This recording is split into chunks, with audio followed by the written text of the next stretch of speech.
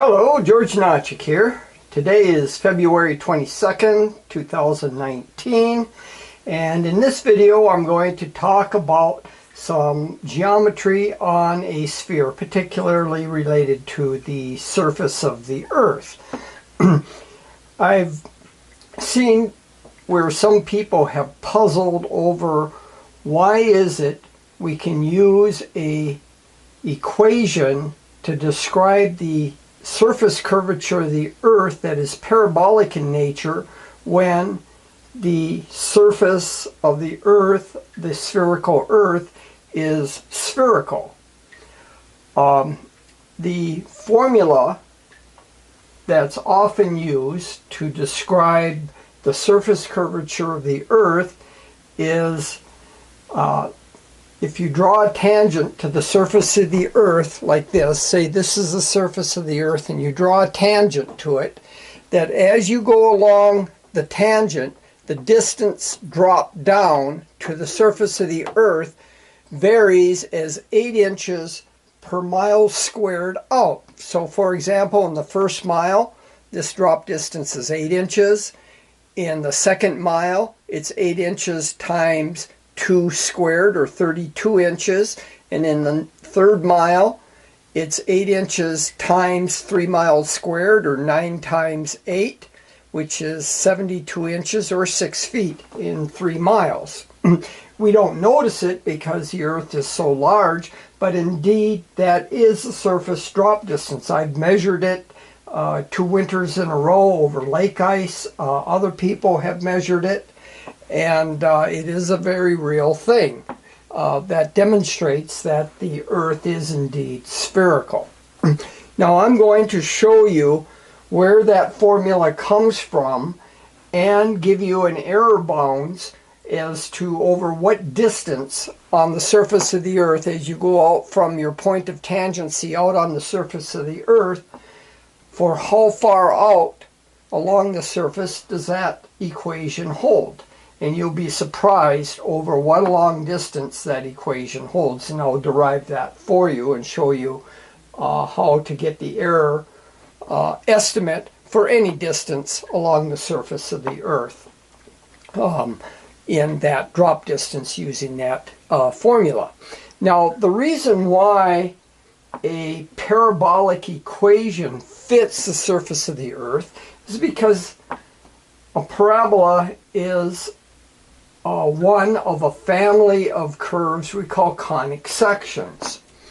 A conic section is a geometrical figure that's derived by looking at a cone. Here I have a cone. You're used to calling this part a cone, but this is actually what is called a frustum of a cone, and a cone is composed of 2 frustrums. This is a cone, and that part there is called a frustum of a cone. But commonly in lay terminology, they just call a frustum of a cone, but technically that is not what a cone is. A cone is composed of 2 frustrums. Now, if I take a plane and cut the cone perpendicular to the axis, the dotted line here, then the curve that's traced out when you cut the cone with a plane is a circle. So what you'd get looking down at the top is a circle. Now, if I cut the conic section with a plane that goes parallel to one of the sides, say a plane like this, then what we get is a parabola. It's open-ended, and what you would see then is a figure that looks like this, which is a parabola. It's open-ended. Now, if I cut the frustum of the cone where it's not perpendicular, or it's not in perpendicular to the axis nor parallel to one of the sides, but say it goes like this, we get another closed curve called an ellipse. So the ellipse will look something like this. And a circle is an ellipse with what we call an eccentricity of the ellipse, the ratio of the major to minor axis. If that, excuse me, it's 1 minus the ratio of the squares of the major and minor axes.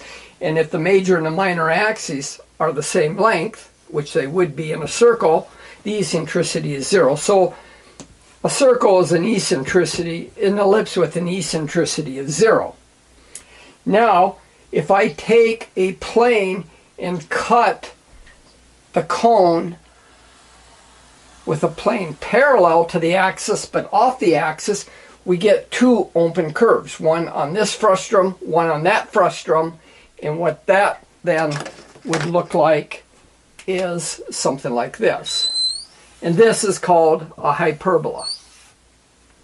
So there are 4 curves that we get, 4 conic sections when we cut a cone with a plane. We get circles, ellipses, parabolas, and hyperbolas. 2 of the curves are closed, the circle and the ellipse, and 2 are open, the parabola and the hyperbola. So it wouldn't be surprising then that we can actually fit the surface of a sphere, which if you cut it with a plane is a circle, that we can actually fit a parabola or even an ellipse close to the surface of a sphere, which would be estimating a circle. So if we looked at the surface of a circle, say like this, I could fit an ellipse to it over a portion of the circle. If, say, we had an ellipse looking something like that, over this portion, the ellipse would be a pretty good estimate. And the same thing for a parabola. If I take a parabola with a wide opening, it also will fit the surface of a sphere or the contour of a circle quite accurately over a given distance of the circle. So that's why basically a parabola can be used to describe the curvature on a sphere or on the surface of the sphere. And I'll go through that mathematically for you now. Now, here is our sphere. We have a tangent to the sphere, and the distance, here is the center of our sphere, and the distance from the center out to the surface we'll call RE. In the example for an Earth, this would be the radius of the Earth. Typically a number used for the radius of the Earth is 3,959 miles, which is 3,761 kilometers. And the distance from the center to any point on the surface is the radius, RE. So, if we look at this, we take the tangent out, then the distance from which I have the x-axis here drawn out across a diameter through the center up to the tangent line, that distance is the radius, just the same as there. And this is also the radius going out from the center to a point on the sphere. Now, I will call the distance from the tangent down to a point on the surface, that's the drop distance. We'll call that y primed. And the distance up from a diameter going through the center on up is y. So y plus y primed is the radius of the Earth. Y plus y primed equals the radius of the sphere or the Earth. And we can write this in terms of y. So this will be the radius minus y primed. Okay, now let's look at the equation for a sphere, or for the surface of the sphere, which is a circle. So we know that x squared plus y squared is equal to the radius squared. This is the equation for a circle. Now this equation comes about because we are referencing the x and the y to a rectangular coordinate system with its origin at the center of the sphere, the center of the circle that describes the surface. Whereas in the case of the drop distance, we're measuring our y distance down, our drop distance down from the tangent line, a different coordinate system. And that's where we come up with the parabolic nature of the drop distance. Now, the drop distance, like I said, is our y primed, and y primed is typically stated as 8 inches per distance squared, where x is in miles. That's the equation that you'll find stated in many places. Well, a parabola is quadratic or second order in x, but first order in y, whereas on a sphere or a circle, both the x and y are second order. So how can an equation like this be used to describe this particular equation? The x's are squared, but the y's are different. Quadratic in the circle, linear in the parabola. This describes a parabola. If we were to plot this out, what we would get is y primed as a function of x. When x is 0, y primed is 0, and it goes up like this, where for each time we double x, the y goes up by a factor of 4 as x squared. We double x, y x squared is 4. So if we're out at distance 1, and we've got 1 unit here, we go out at distance 2, we'll be up 4 units. There will be 4 units there, 1 unit there. And that is a parabola. But this curve will fit the surface of the Earth or the contour of the circle when constants are appropriately chosen. And I'll show that.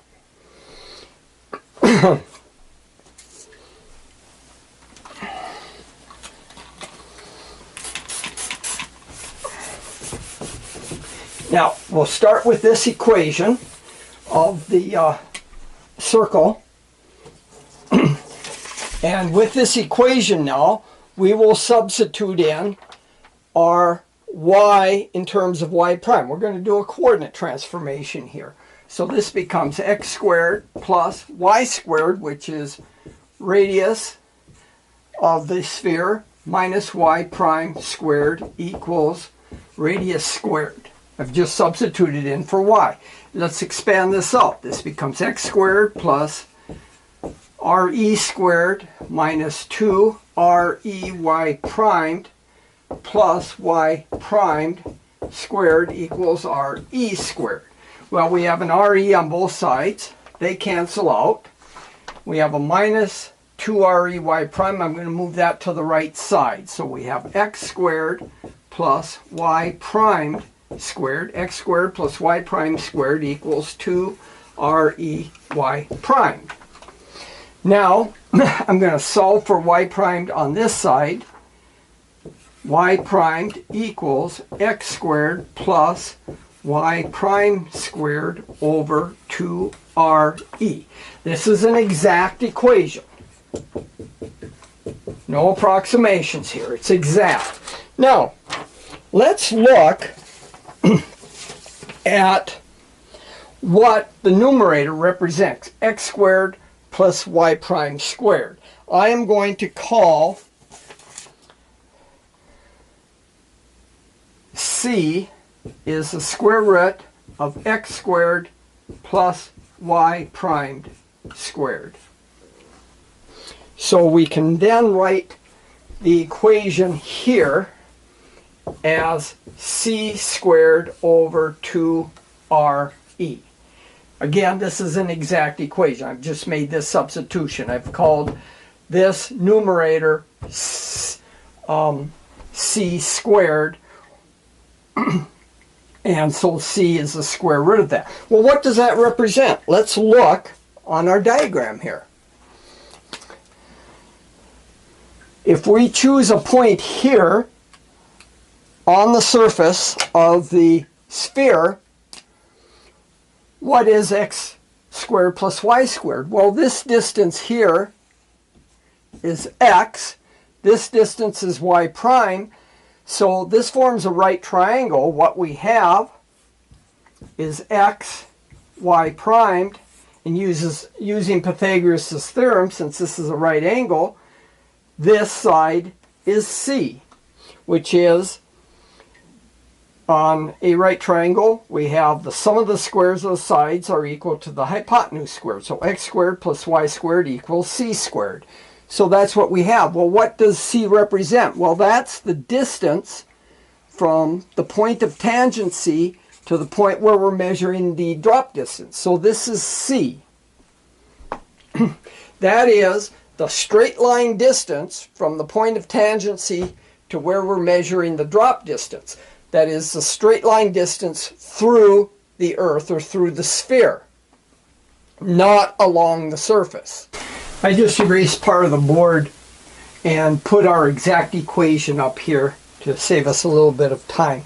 Now let's look at the radius of the Earth expressed as 3960 miles, and also let's look at the number of feet in a mile. We know that there are 5,280 feet in a mile, and 5,280 has a prime number decomposition of 2 raised to the 5th power times 3 times 5 times 11, and 3,960 has a prime number decomposition of 2 to the 3rd times 3 squared times 5 times 11. Prime number decomposition means that we find all the prime factors of a number and express them in terms of powers if there are more than one factor involving that particular prime. Now let's look at the ratio here. We're going to divide 5,280 by 3960. Well, in the prime number decomposition, we see numerator and denominator have 11. They cancel. They also have a 5. They cancel. The 3 in the numerator cancels with 1 in the denominator.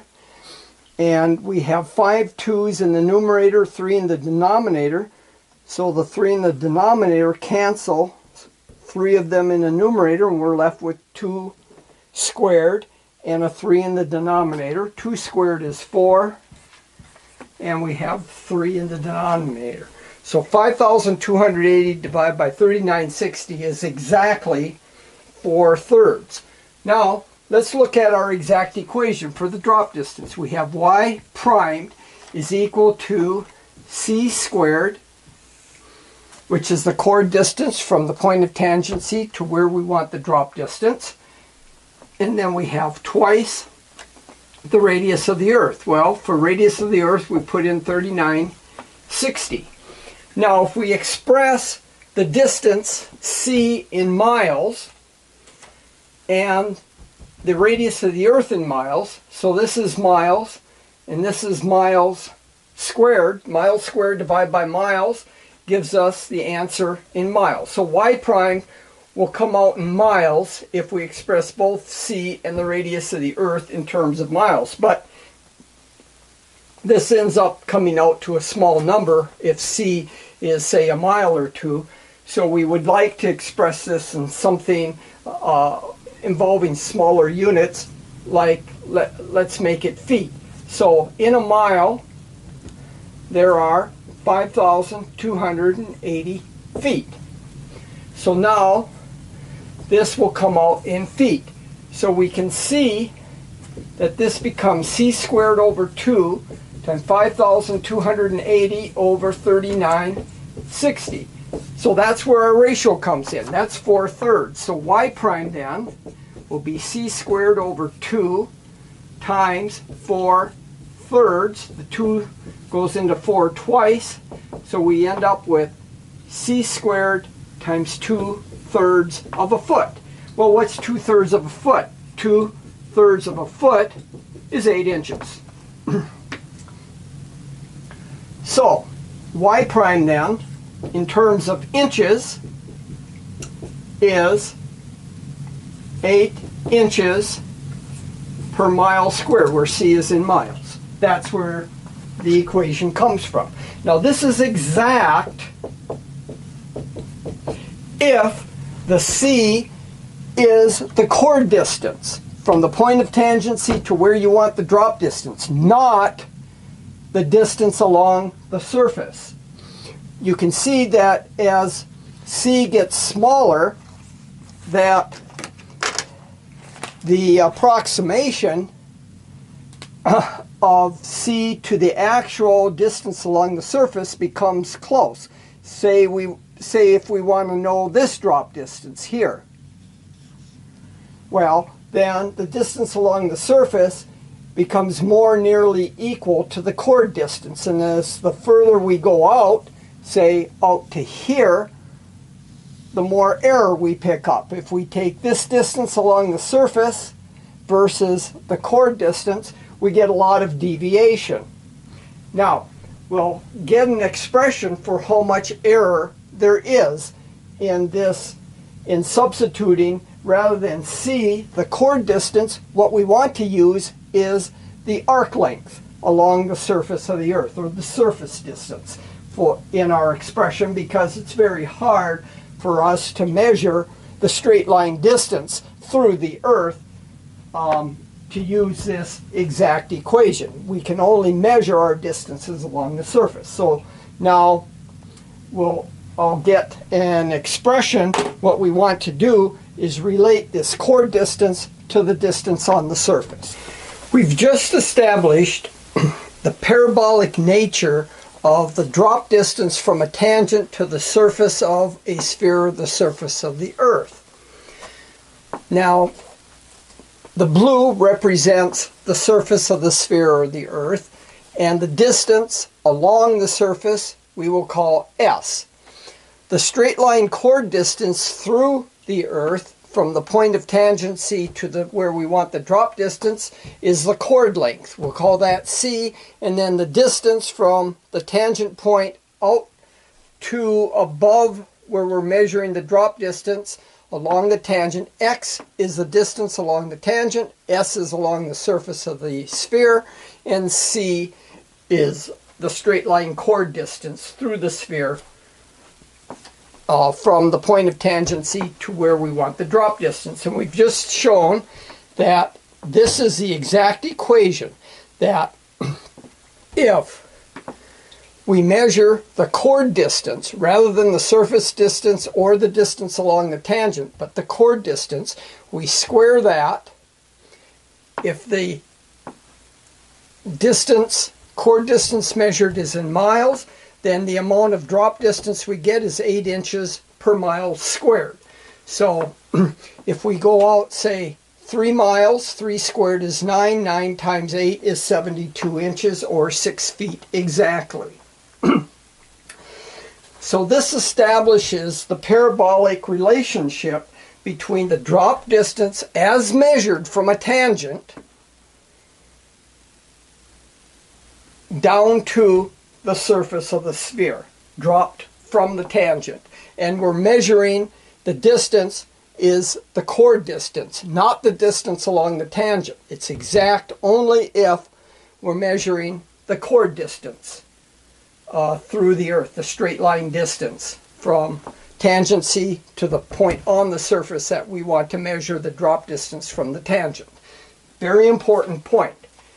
This equation is exact as long as we remember that c is the chord distance and not the surface arc length distance or the distance along the tangent. Now, let's find a relationship. What we want to do, since we can't measure c directly, we want to use s instead of c in this equation. We can measure the distances along the surface of the Earth or the sphere, but we can't easily measure the straight line distance through the Earth. So what we need to do is find a relationship between c and s, because we can see that there's going to be an error. S is always going to be a little bit greater than c.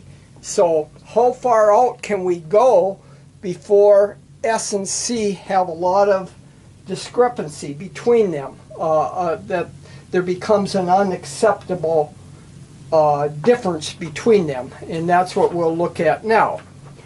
Okay, here we have a circle that represents the surface of the sphere.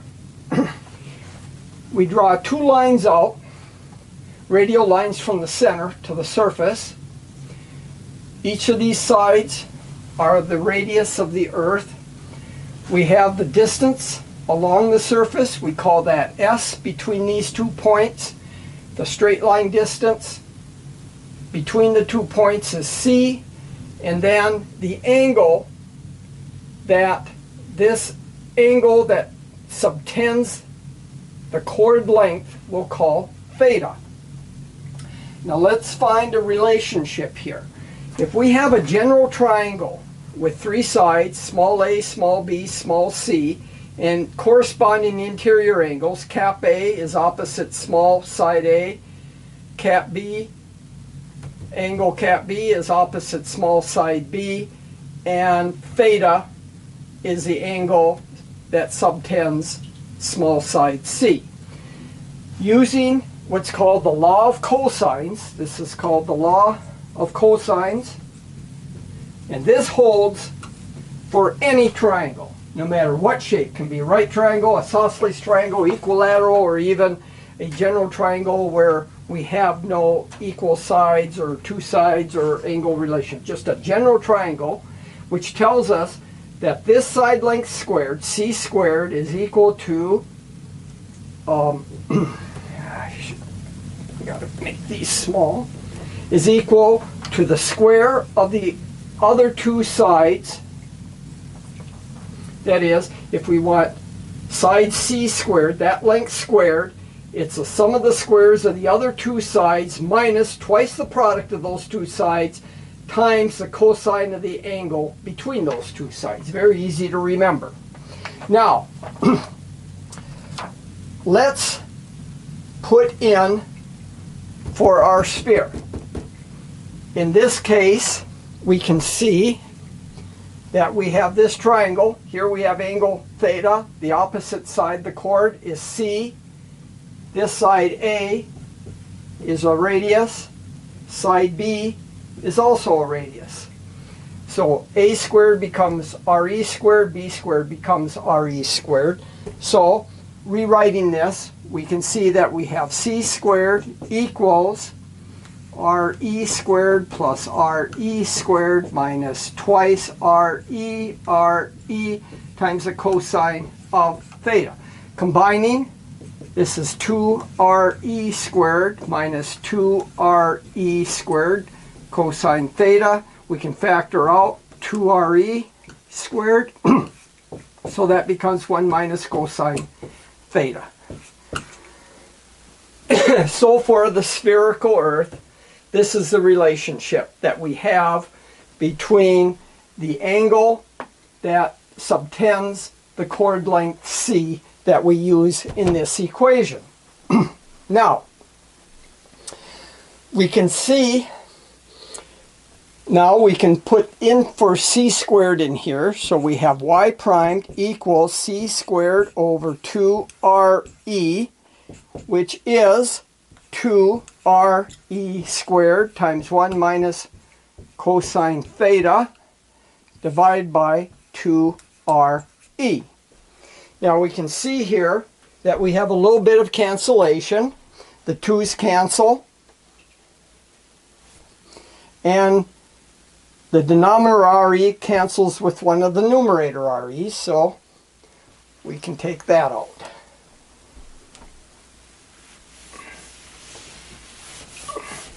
So, this is exact. We now have a relationship for the drop distance in terms of the chord length and also in terms of the angle that subtends the chord. Now there's also another geometrical relationship that arc length on a circle S is equal to the radius times the angle, any angle which is expressed in radians, not degrees but radians. So arc length is the radius that sweeps out through an angle theta. If we take a radius and sweep it through an angle theta, then S is equal, the arc length that is swept out is equal to the radius times the angle expressed in radians. Now, let's look at 1 minus cosine theta.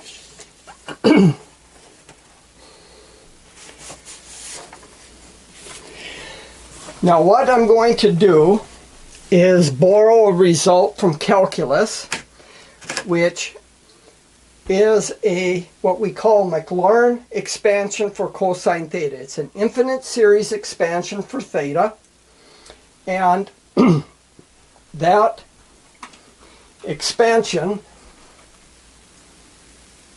let's see here, okay, we won't need this.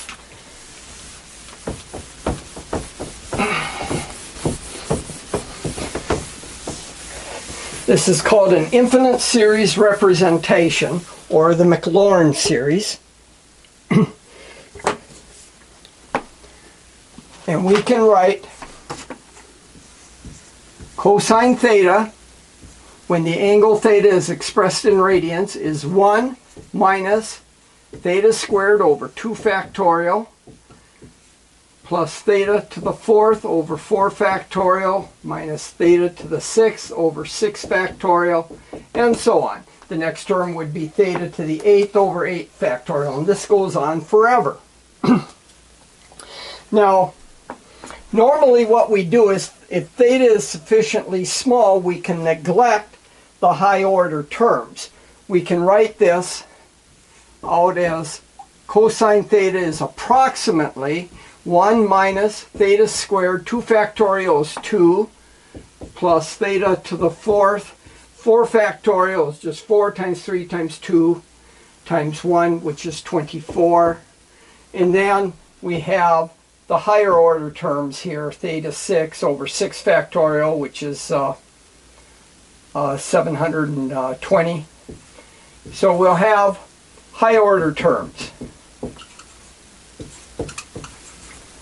Now we neglect it, we chop it off at that point, because in the worst case is when theta is equal to pi over 4, or pi over 2. That puts us on the circle. If you look at a circle, that is the angle pi over 2. So we're going from, say, from the pole to the equator on the Earth. That's the worst case.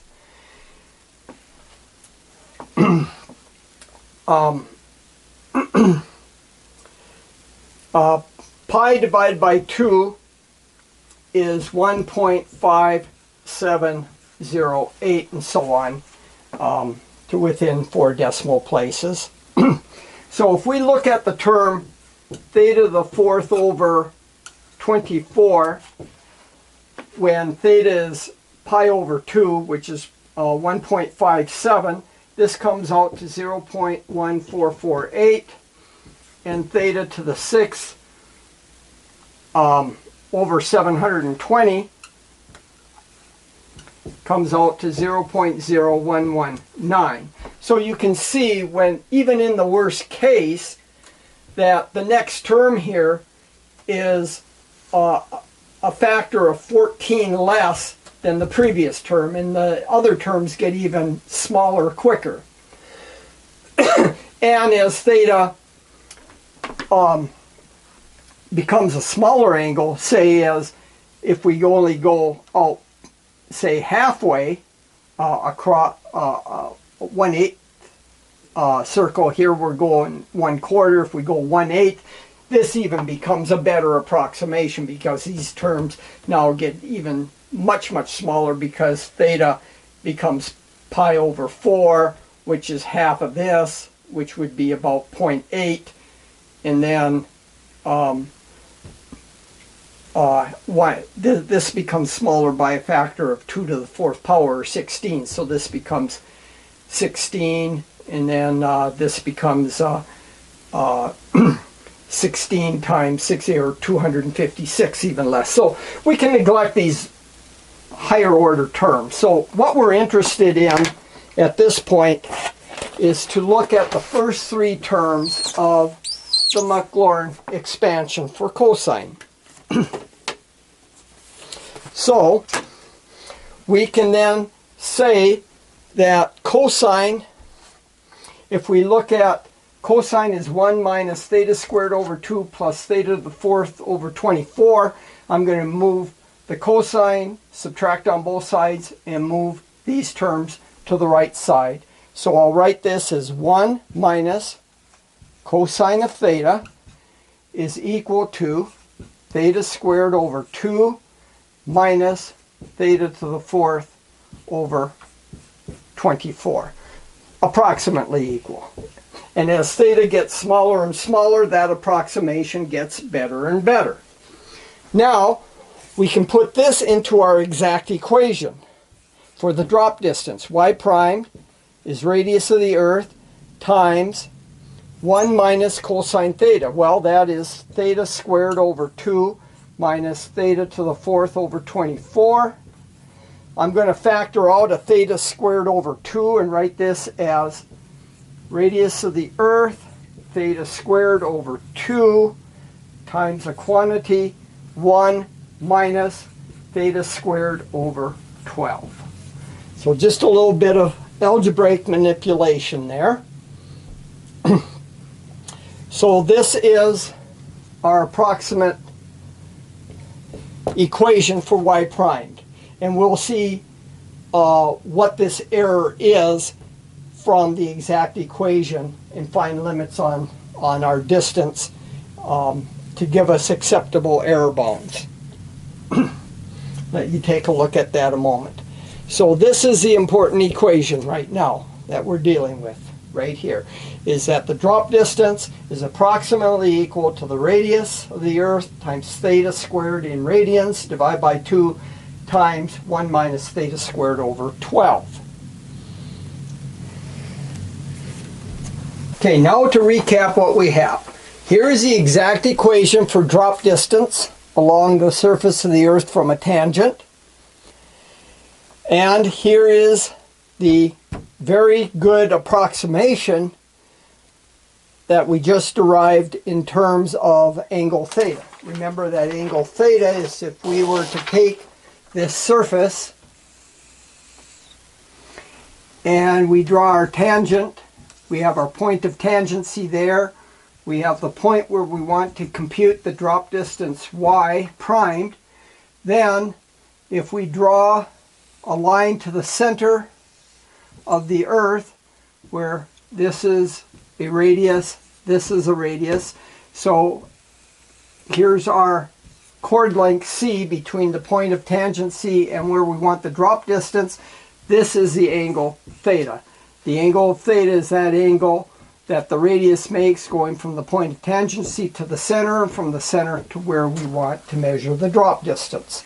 So that's the theta expressed in radians that we have in this equation. So what I've done now is, here is the equation we just derived, and I'm going to equate. We want to find a relationship between our chord length and the surface arc length, the distance along the surface, S. So we take this expression for y prime, which is exact, and we take and equate it to this expression, since these both express the drop distance y primed. So we have y primed is equal to c squared over 2re, which is also equal to re theta squared over 2 times 1 minus theta squared over 12. Now, what I've done here is I've now take and solve for c squared. We take 2re and move it over to this side. So we take our 2re, so we've got 2re squared. The 2's cancel. That 2 cancels with that. And we have re squared, theta squared, so I'm going to combine them. We have re times theta, that quantity squared, times 1 minus theta squared over 12. So solving for our chord length in terms of theta, we've got c is equal to re theta, I'm taking the square root of both sides, times the square root of 1 minus theta squared over 12. Now, remember from before that arc length along the surface of the Earth is related to the radius and the angle that subtends the chord, is that S is the arc length that is swept out by the radius going through angle theta expressed in radians. So this is nothing more than S. So C equals S times the square root of 1 minus theta squared over 12. So now we're getting where we have a relationship between the chord length and the surface distance. That's this expression here. Now let's look at this square root. Well, if theta squared over 12 is small compared to 1, there is an approximation. 1 minus x squared, the square root of 1 minus x squared is approximately 1 minus x squared over 2. That's a very good approximation when x squared is much smaller than 1. So we can write this now as s times 1 minus theta squared over 24 to get rid of the square root. Now, so here's our final expression relating surface arc length, distance along the surface, to the chord length. C is equal to S times 1 minus theta squared over 24. Now, since we don't like using theta that much, we can relate again theta to the distance on the surface. S is equal to re theta. So therefore, theta, solving for theta, we get theta equals S over re. So knowing the radius of the sphere or the Earth and the distance along the surface, we can get theta, and we can rewrite this then as S times 1 minus theta squared is S squared over 24 re squared. So now we have the chord length in terms of distances on the surface and the radius of the Earth. Now let's take a look at that to understand what kind of error we might pick up using distance along the surface rather than the chord length. Remember that y prime, or the drop distance, is c squared over 2re, where this is exact, where c is a straight line distance from point of tangency to where we want to measure the drop distance. But we can now say that what we would like to do then is actually measure distance on the surface. So this is approximate. And this is how you normally find the drop distance expressed. Y prime is 8 inches per mile squared S, where we measure the distance along the surface of the Earth. But this is approximate. This isn't the exact. The exact equation requires us to use the chord length. So how much in error is this by using the distance on the surface rather than the chord distance? How much error are we going to pick up? So let's take a look at that now. So again, in this expression here, which relates the chord distance to the arc length distance on the surface of the Earth, the delta is the error expressed in decimal form given by this expression here. If we measure the distance along the surface of the Earth as being S, then the error in decimal form is S squared divided by 24 times the radius of the Earth. Now, we use C squared in the expression to get the drop distance. So we square this again, and we see that we have this expanded out, and we can neglect the delta squared. Delta is 0.01 for 1% error.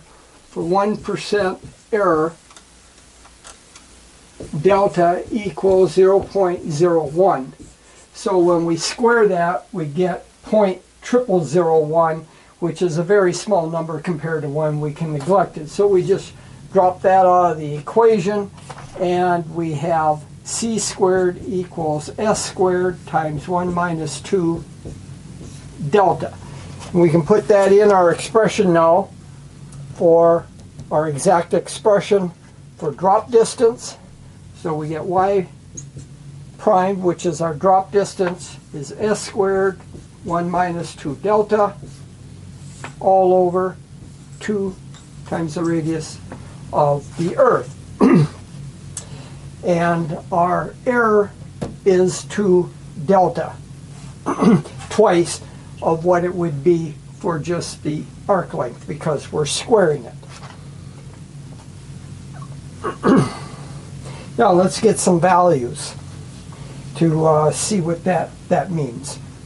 Here is a summary of everything we've done so far.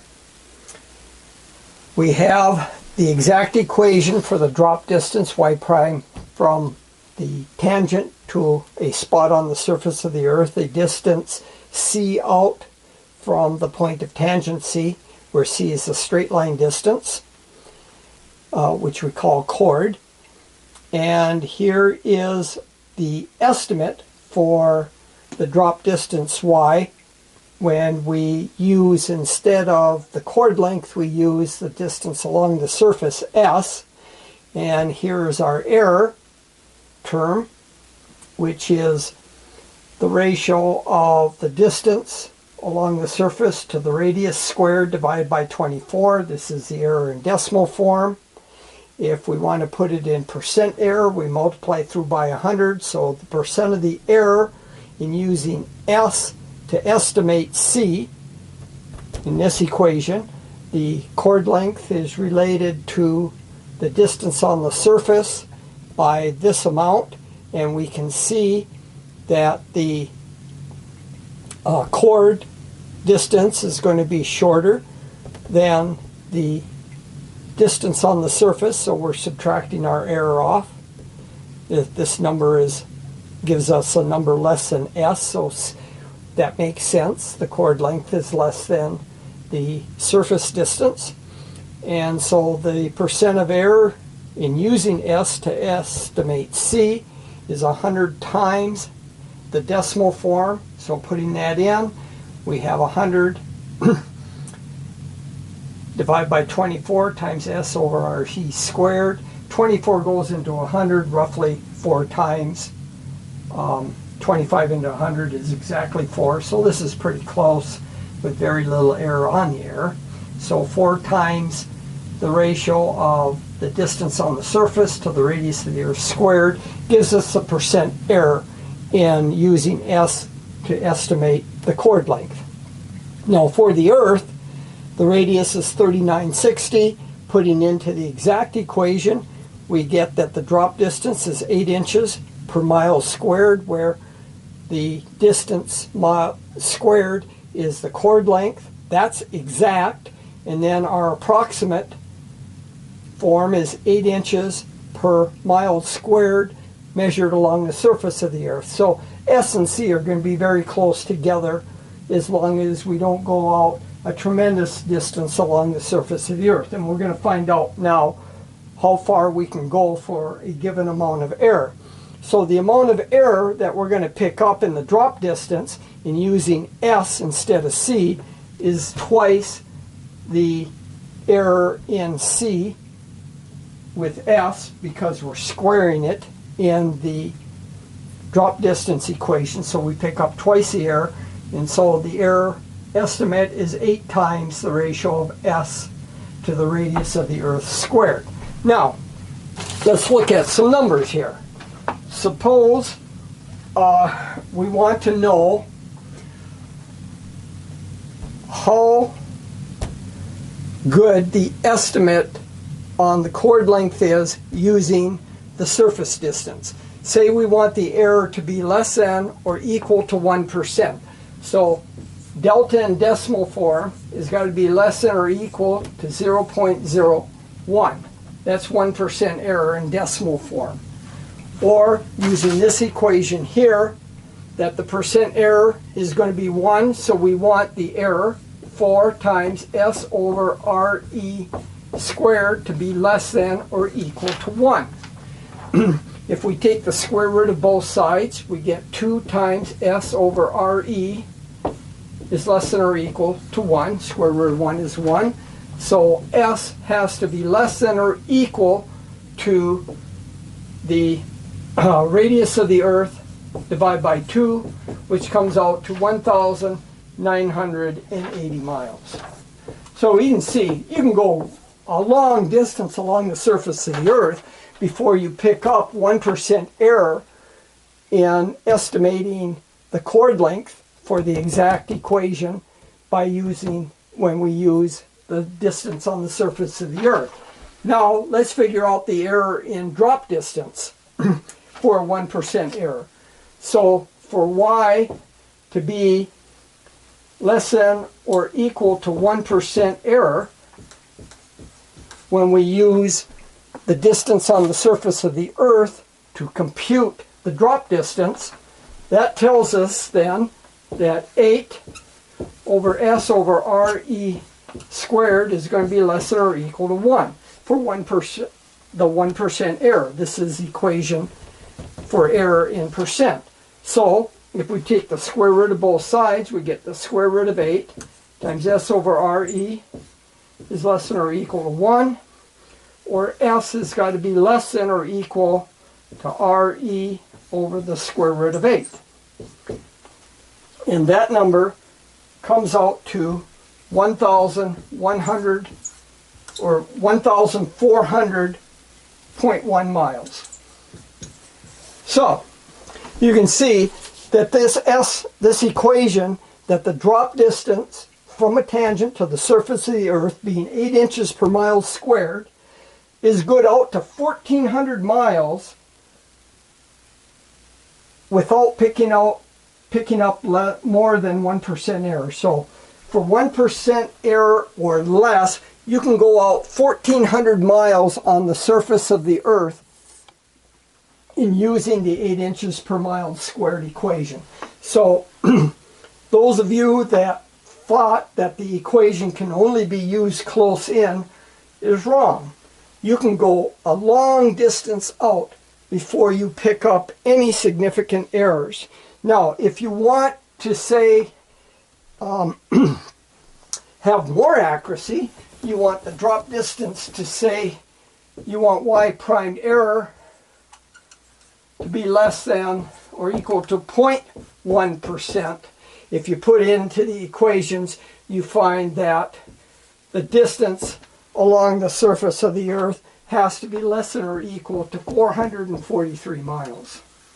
So even with 0.1% error, you can go out a long ways, over 443 miles.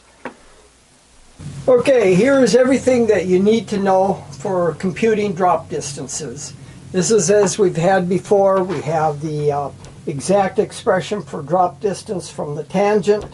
We have the estimate using the distance along the surface of the Earth, S, rather than the chord distance or the straight line distance from the tangent point to where we want the drop distance. And for the Earth, this works out to 8 inches per mile squared. This part is exact. It's 8 inches per mile squared. If you use the straight line chord distance, you'll be slightly in error. You'll be slightly low if you use the distance along the surface of the Earth. And this is the error estimate. For that, it's 8 times the ratio of the distance along the surface to the radius of the Earth squared.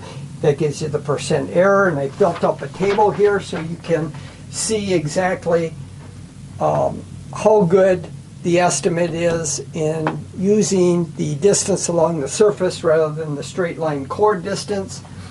If you measure the distance along the surface of the Earth at 1,400 miles, the drop distance will be 247 miles. This, for 1% error, the error will be 1%, and you'll be off by 2.5 miles. This will be low by 2.5 miles. The actual distance, drop distance, should be about 250 miles. And the 1% error shows us that the difference is really quite negligible. You really can pretty much ignore. But even if you want to pick up even more accuracy, say if you wanted 0.1% accuracy in the drop distance, then you have to dial it back and go out 443 miles. The drop distance will be 24.8 miles, and the amount of error that you're picking up, this will be low from the actual value by 131 feet out of roughly 25 miles. You know, it's not even worth worrying about. And say if you wanted the error to be 0.1% or less, then that will occur at 140 miles out. If you go out 140 miles, the drop distance will be 2.47 miles. This drop is 2.47 miles if you're out 140 miles, and the amount of error that you're picking up from the actual drop distance is only 1.3 feet out of roughly 2.5 miles. So this equation is very good. 8 inches per mile squared, or 2/3 of a foot per mile squared. For 1% error, you can go out to 1,400 miles with, and this equation will only be in error by 1% or less. And if you go out as far as 443 miles, this equation will be good to within 0.1% error. So not worth worrying about for any reasonable distances out on the surface of the Earth for estimating the drop distance with the 8 inches per mile squared equation. Now, just a word about some future videos that I'll be doing that's coming up. My next video, I'm going to be solving a Faraday law problem, a simple problem to demonstrate the use of the right-hand rule and Lenz's law. And then following with that, I'm going to be talking about the escape velocity on the Earth. I found some errors in many wiki pages in how the conservation of energy wasn't properly used as stated in these pages, and I'll show you where the errors are. They give the right results, but for the wrong reasons and how they applied the conservation of energy, and I'll go through that. And then there'll be 5 videos at least having to deal with ballistic flight. I'm going to solve a ballistic flight, projectile and ballistic flight in detail without referencing any integral tables. The first video will be dealing with derivatives and integrals for trig functions, their inverses, and logarithms of trig functions, which we'll be needing in solving a ballistic flight problem. And I'll be doing this without referencing any tables. I'll show you how to get all these derivatives and integrals of the trig functions, their inverses, and logarithms directly. We'll solve them. And then there'll be, following that, an integral. I'm going to be solving the integral, which we'll be needing in the ballistic flight problem for computing the total path of a trajectory, a parabolic trajectory in ballistic flight. When you shoot a projectile up, it goes in parabolic flight, and we want to get this total trajectory distance that requires the solution of the integral of 1 plus ax, the square root of 1 plus ax squared with respect to x. If you want, in the meantime, to try to solve that yourself, I'll show you how to do it without looking up anything in any integral tables. Solve that particular equation, which is needed to compute this trajectory distance that a ballistic projectile takes when you shoot it through the atmosphere. And then I will use this integral to compute this path length in a video. And then after that, we'll be solving a ballistic flight problem. I'll do it in general and with examples including a railgun and application of Coriolis forces and the curvature of the surface of the Earth for long distance ballistic flights, like you'd have with a railgun. If you're shooting, say, trying to shoot out a distance of 100 miles, you've got to take Coriolis forces into effect and the curvature of the Earth. And so I'll be incorporating that in some of the ballistic flight problems. And then in the last video regarding ballistic flights, I'll show you some interesting relationships that I came up with respect to maximum height of change, distance downrange, and the total distance along the arc. There's some interesting relationships, and it really reduces down into some really nice forms. And then there'll be a video on the gas laws and kinetic theory of gases. I'll be incorporating gas law and the kinetic theory of gases to derive properties of the Earth's atmosphere in getting pressure densities as a function of height, the pressures, the densities of the air, and the composition of the Earth's atmosphere. And then I'm going to be going into Faraday's law in details. There's errors that I've found in Professor Lewin's and Professor Belcher's notes, lecture notes at MIT regarding charge separation in conductors. They don't quite have it right. And I'll be going through that and showing why they aren't right when it comes to talking about induced fields with Faraday's law and how the fields distribute themselves within conductors, and resistive materials that might be in a sensing ring around a changing magnetic field. Professor Lewin, of course, is right regarding Kirchhoff's voltage laws and the applications, that when you're dealing with changing magnetic fields, Kirchhoff's voltage law doesn't apply. I'm not going to go into that on these videos. There will be some future videos that will show how to solve Faraday law problems in detail. But there's one aspect of one of Walter Lewin's videos and the lecture notes that he and Professor Belcher have put together over the years for MIT that isn't right regarding charge separation, creating charge fields within the conductor that's going to cancel out the induced fields. They don't have that right. Anyway, I'll go through that, and so the next video regarding the simple Faraday's law problem should be following here in the next step.